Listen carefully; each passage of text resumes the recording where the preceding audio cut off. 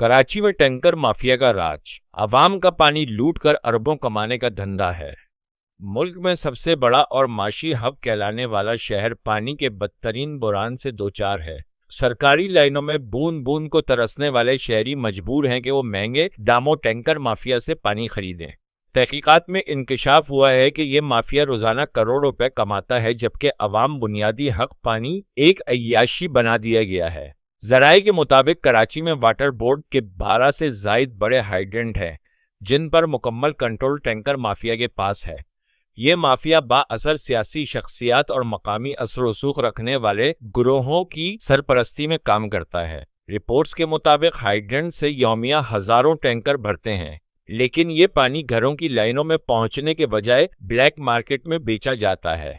शहर के मुख्तलिफ इलाकों में एक टैंकर की कीमत 5,000 से 15,000 रुपए तक वसूल की जा रही है। नॉर्थ कराची, लांडी, कोरंगी, गुलिस्तान जौहर और मलीर के शहरी रोजाना शिकायत करते हैं कि सरकारी लाइनों में पानी नहीं आता, लेकिन टैंकर मिनटों में दस्तयाब हो जाता है। अवामी हलकों का कहना है कि ये सब कुछ वाटर बोर्ड के अंदरूनी अनासर और मुकामी पुलिस की मिली भगत के बगैर नामुमकिन है।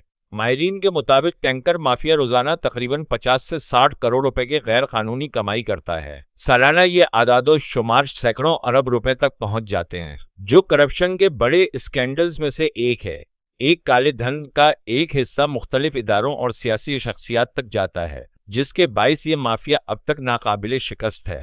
वाटर बोर्ड हुक्काम का मौक़िफ़ है कि शहर में यौमिया 1200 मिलियन गैलन पानी की जरूरत है, लेकिन महज 550 से 600 मिलियन गैलन ही फराहम किया जा रहा है। इस शदीद किल्लत को टैंकर माफिया अपने हक में इस्तेमाल करके शहरियों को दोनों हाथों से लूट रहा है। माहिरीन ने खबरदार किया है कि अगर हाइड्रेंट पे फौरी क्रैकडाउन और शफाफ मॉनिटरिंग सिस्टम ना बनाया गया तो आने वाले बरसों में कराची में पानी खाना जंगी का बाइस बन सकता है।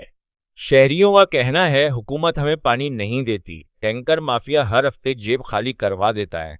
आखिर हम कब तक इस गुलामी में रहेंगे? Report Rashid Ahmad चाचड़, वज़ाहत news, Karachi.